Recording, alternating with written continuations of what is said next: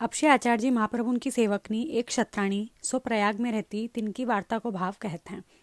भाव प्रकाश। अब जहाँ तहाँ नाम श्री गोकुलनाथ जी नहीं कहें, सो माता पिता हीन नाम राखें, काहू को फकीरा घसीटा। सो वैष्णव सो हीन नाम श्री गोकुलनाथ जी कहते नहीं, ताते कोई वैष्णव को नाम प्रकट नहीं किए। यह क्षत्राणी लीला में श्री स्वामिनी जी की सखी है, नीला इनको नाम है। सो प्रयाग में एक क्षत्रिय के घर प्रकटी, सो क्षत्रिय बहुत द्रव्यवान हतो, सो काहू को गिनतो नहीं। सो प्रयाग में एक क्षत्रिय के घर बेटी दिए, सो गरीब घर हतो, तहाँ दिए। सो एक दिन जमाई को बुलायो, सो वाको दोय घड़ी की ढील भई। सो सास ससुर सबन ने अहंकार करी जय लियो। बेटी सो बोले तू जय ले। तब बेटी ने कही जमाई को बुलाए हो, वे आवें तब मैं जेऊँ। तब पिता ने कही वह ना आवे को तो हम बैठे रहेंगे, तू जेवे तो जे, नहीं तो और को दे घालें। तब बेटी ने कही मैं तो मेरे धनी के जय बिना न जेऊंगी। तब माँ बाप क्रोध करी सब उठाई डालियो। पाछे जमाई आयो, सो सास ससुर कोई वासो बोले नहीं। तब स्त्री ने वह पति सो कही जो अब इनके घर जल पीनो धर्म नहीं है। सब बात पति सो कही। तब पति ने कही तू माँ बाप के घर फिर कभू आईवे को नाम न ले, तो मैं तो को घर ले चलो। तब इन कही मोको ले चलो, या जन्म में तो कभू माँ बाप को नाम न लेऊंगी। तब दो अपने घर आई, रसोई करी, भोजन किए।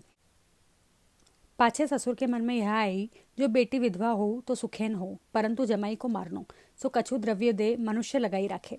सो एक दिन याके माता पिता और बेटा बहू मकर नहाइवे प्रातः ही चले। सो मनुष्य ने तीनों मारे, एक ऊ क्षत्रिय की बेटी को छोड़े। पाछे यह बात हाकिम ने जानी, सो वाहू को घर लूटी लियो। पाछे वाके घर में आग लगी, तामे एक क्षत्राणी के माता पिता कुटुंब सब जले, एकली रह गई। सो चरखा कांति के निर्वाह करे। सो एक दिन जमुना जी नहान गई, कार्तिक के दिन हते। सो दोय घड़ी पिछली रात्रि सो गई। तब नहाइवे को पेठी नाई के कपड़ा पहरियो, कपड़ा पहरी के लोटा जल सो भरे। तब एक श्री ठाकुर लाल जी को स्वरूप लोटा में आयो, सो या को खबरी नहीं। सो नहाय के घर आई, तुलसी के लोटा को जल चढ़ायो। तब तुलसी के पास श्री ठाकुर जी जाए बैठे। सो देखी के चक्रत भई, जो ए स्वरूप कहाँ इनकी इच्छा है। यह विचार करत तुलसी के पास बैठी। सो ऊ बेर देह की सुधी न रही।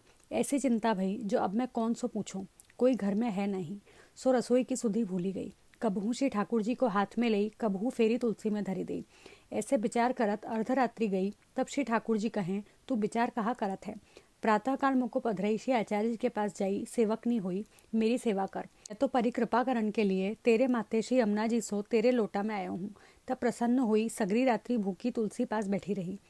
पाचे प्रातः काल भयो। तब श्री ठाकुर जी को ले श्री आचार्य जी के पास अड़ेल जाई, दंडवत करी, सगरी बात कही, विनती करी जो मोको सेवक करो। तब श्री आचार्य जी कहें तेरे बड़े भाग्य हैं, तेरे कुटुंब में तू देवी है। सो श्री ठाकुर जी तेरे ऊपर कृपा किए, जो बिना सेवा किए पहले ही तो सो बोले।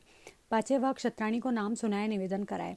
पाचे श्री ठाकुर जी को पंचामृत स्नान कराई, पाठ बैठाई, ऊ क्षत्राणी के माथे पधराए और कहे अब तू घर जा, मन लगाई के इनकी सेवा करियो। इनको नाम श्री बालकृष्ण जी है, सो बालक के नाई स्नेह राखियो। तब वो क्षत्राणी श्री आचार्य जी को दंडवत करी, श्री ठाकुर जी को पधराई के प्रयाग में अपने घर आई। सो सेवा करन लगी। वार्ता प्रसंग 1। सो चरखा कांते, सूत बेचे, तामे ते 2 पैसा न्यारे धरे।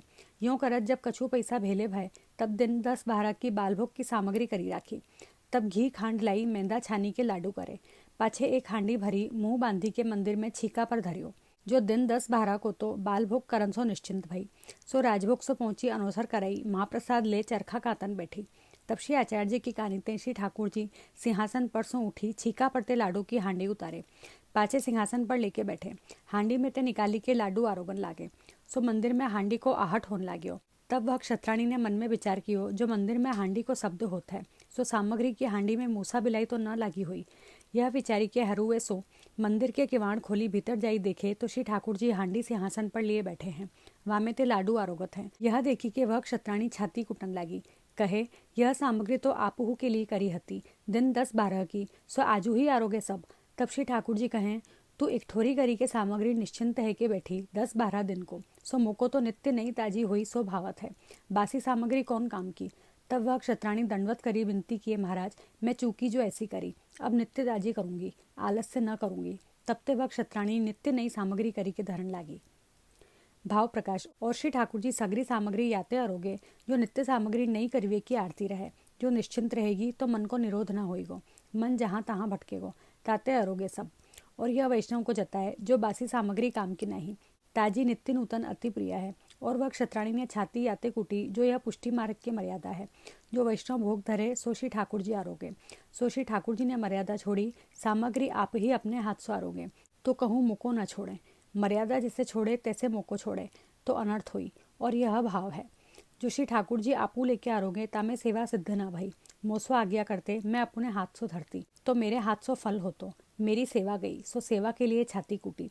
काहेते, जो सामग्री श्री ठाकुर जी के लिए करी हती, सो श्री ठाकुर जी आरोगे, तामे तो प्रसन्न हुई। सो छाती कूटी, सेवा गई ताके लिए। और यह वार्ता में यह जताए, जो सामग्री श्री ठाकुर जी के लिए विचार के करिए, तो श्री ठाकुर जी प्रीति सो आरोगे। जो और मनोरथ किए, जो लोगन को समाधान करनो है, हमको यह वस्तु बहुत भावत है इत्यादि भाव हुई, तो दृष्टि से अंगीकार करें, तो प्रसन्न हुई के न आरोगे। ताते श्री ठाकुर जी के भाव से सामग्री करनी। सो वह क्षत्राणी श्री आचार्य जी की कृपा पात्र भगवदीय हती। इनकी वार्ता कहाँ तई कही है।